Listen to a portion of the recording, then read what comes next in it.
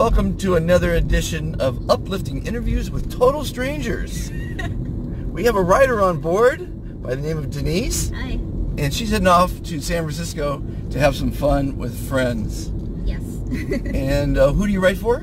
I write for a bunch of different places. I've contributed to Chicken Soup for the Soul, a really awesome Canadian magazine called Shameless, The Mighty, which is about disability and chronic illness issues.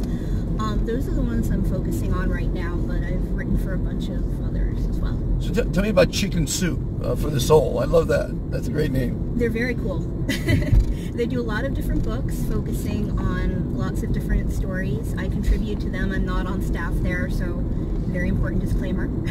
You know, but they write about all different things, everything from cats to angels to parents to kids having a rough time. They pretty much cover the spectrum. Okay. And they're very inclusive. They're not confined to one faith or one background or one way of thinking. They pretty much accept everybody that comes in. I just had a story in a book they wrote about a book they put together about miracles, and my story was about Star Wars. So they really are very eclectic. Wow. I wrote a book. Nice. Yeah, my autobiography actually. Oh, sweet. And on the cover, I was orphaned at 9. And I have the only picture I have of my mother was with her on a date with Ronald Reagan. Oh my God, that's so cool. And he only dated a few women in his life, so that was kind of neat. And he called me when he was governor and wrote me when he was president, so that was pretty cool. That's really sweet. So I put that on the cover because, you know. Yeah, that's a treasured picture, I'm sure. Exactly. Yeah. And I wrote a song, so that's kind of cool, for my charity. I have a charity for veterans. I'm a Navy brat, so... Oh, you really? Oh. Yes, I am. Well, go to ilovesos.org. Okay. And on the front page, there's a song I wrote. And to inspire people to get involved with SOS. What kind of things does SOS do for veterans? I'll tell you. See that? Oh. When you see that around town, that means they're a member of SOS. Oh, sweet. And they're giving discounts to veterans. I'll try to give my business to them. Yeah, well, they're all over town. Basically, how it's set up is a veteran would put his zip code in our search box and find out where to dine, where to stay, and where to shop. So if they're visiting a city, they can get some help. Correct. To know where to go. That's really cool. And it's also resources, you know. So we like to thank. Our mission is to thank and help veterans. Yeah. I've been around 7 years, and I'm always trying to figure out how to get the word out because it's a national charity, you know. Yeah, and you want to make sure the right people see it. Correct. So I wrote the song that didn't go viral. Oh. I'm producing a show which you'll like called Cooking Styles of the Rich and Famous. Yeah. And that is resonating with a lot of celebrities, and we've got some real good stars lined up for that. And that probably will get the word out because, you know, it's a lot of money to tell people about something. You know, marketing and it's not just enough to be a good writer or a good musician. It's all about the marketing, and I'm incredibly bad at that. I wrote a memoir about, I worked on Broadway for a while, and so I wrote about that, and it's, you know, I'm not good at selling myself. I'm good at writing. No, nobody is. Yeah. Well, there's some people. I know a couple of writers and a couple of artists that are very aggressive about getting their work out, and they know how to arrange book signings and to promote and to come up with all these clever ideas to tell people about their work. And I wish I had their moxie, basically. Yeah.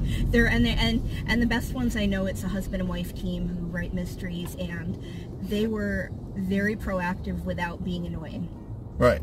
They knew how to get their work in front of people. They knew how to... Because to send 10 emails to somebody on one subject, I mean, it is annoying. Exactly. You know, and the thing is, it's like, I know people that the minute you say you're doing something, they'll try to compete with it. Oh, but my thing is out, and, you know, it's not the right time. You know, let people have their moment, and then talk about your stuff. Right.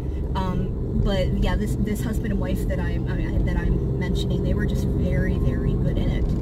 And very good at getting their work to the right people. They had a relationship with a local bookstore. They did signings there. They had bookmarks with their names on it. You know, I mean, they were just really good about getting their stuff in front of people. Yeah. And I mean, I'm the one that I have trouble writing author bios for myself because, you know, when people tell me my work is good, I'm like, really? Okay. You know, I'm just not very proactive about it. Oh my God! Holy shit! Hold on. Uh-oh. What happened? I think I forgot something. Yes, I did. I'm so sorry. Can we go back? Sure. Oh my God. What'd you forget? I left my charger plugged into the wall. You still have enough time? Hmm? Yeah, because the charger's not crucial. You can pick up a charger. It's not, but my cats are there and I don't want, they could bite the wire. Oh, that's not gonna happen. That's what I'm worried about. I'm worried about them gnawing on the wire. Do they gnaw on a lot of wires, do they? Yes. Okay. They've destroyed about 3 chargers. Oh, okay. So unfortunately I'm worried that they'll get shocked. What time is that? It is 5:30.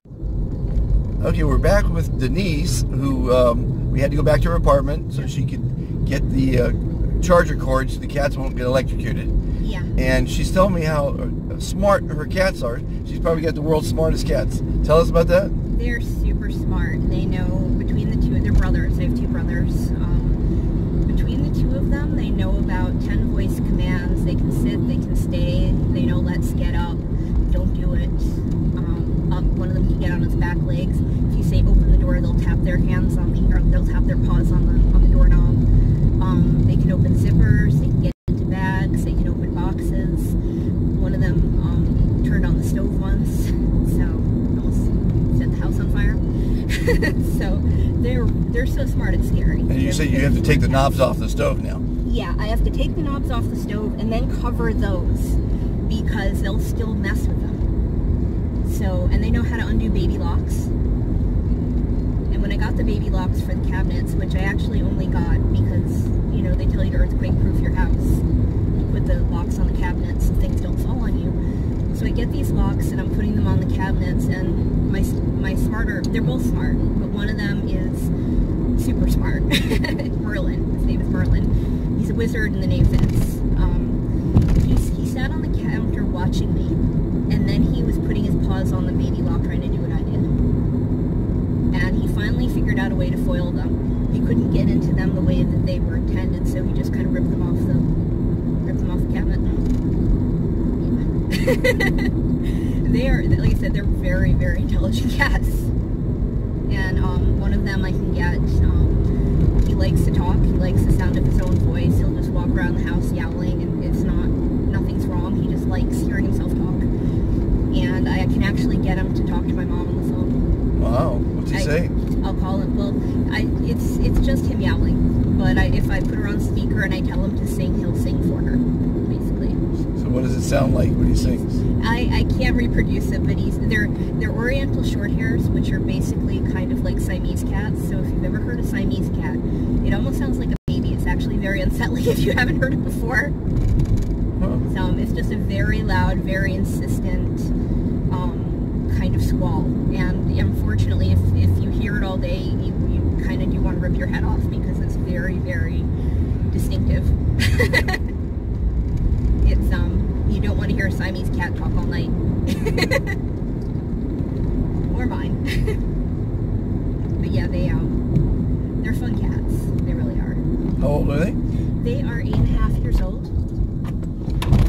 So not too old, not too young. Right. And I've had them since they were kittens. So they're brothers. They're from the same litter. Okay. And they're actually rescue kittens, so they're a good advertisement for that. So they keep themselves occupied by playing with one another, I imagine? They're not buddies. Oh, they're not? They actually really don't like each other. Oh, wow. One of them was sick last year, and when I brought him home from the vet, the other one was upset. He actually, Rumi, the other cat, he actually turned his back to me and was angry because I brought Merlin home. They both want to be the alpha. They both really compete for that, and they're both very needy and they're very affection oriented, and so they don't like it when the other one gets affection. That's not good. They're kids, basically. They're 2-year-olds that are locked in a perpetual sibling rivalry. They don't fight. They have a pretty solid truce. I mean, they'll pretty much tolerate each other being in the apartment. They have their own spots that they'll go to, and you know, they'll kind of leave each other alone, but every now and then they will mess with each other. Have you written about your cats? I have. I wrote, there are a bunch of stories about Rumi and Merlin in Chicken Soup for the Soul books. One called I Can't Believe My Cat Did That actually has 3 stories about them. And then there's another one called, it's the only one with Rumi and Merlin. And then I've written about my other cat, Chewy, who passed away about 9 years ago. And he's in 2 Chicken Soup books. What I learned from the cat and my cat's life. And what's kind of interesting is Chewy passed away. He was almost 17. It was devastating because that was my childhood cat. I was very close to him. And people kept telling me to get another cat, and I really was not happy with that suggestion, because I'm like, if a human friend died, would you turn around and tell somebody go out and get another friend, or would you let them grieve? Right. And so I finally started saying, I'll get another cat when Chewy sends them. You know, Chewy will give me some kind of signal that these are the cats I'm meant to have. And so Rumi and Merlin came along.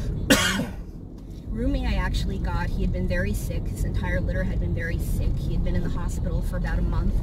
The rescue he was with needed a place to put him, where he'd be by himself because he was so sick. So I agreed to take him for 3 days, and we all know how that turned out. But to make a long story short, after I adopted them, way after I adopted them, I found out that they were born on the same day to the year, a year later. They were born on the same exact day that Chewy had been diagnosed with a cancer that killed him. Wow. He had been diagnosed on September 9, 2008. Those 2 cats were born on September 9, 2009. Meant to be. Totally. Not only that, but the story that I wrote about Chewy, it actually came out pretty quickly after he passed away. He died in January, and the Chicken Soup book came out in September 22nd. And that was the day that Rumi and Merlin and their brothers and their mom were all saved from the euthanasia list, because they were in a high-killed shelter and they got a cold, and the kittens were about 13 days old and they were put on the euthanasia list, and a rescue stepped in and rescued the whole family September 22nd. So the same day the book about Chewy came out, they were being saved. That's appropriate for my series, Uplifting Stories.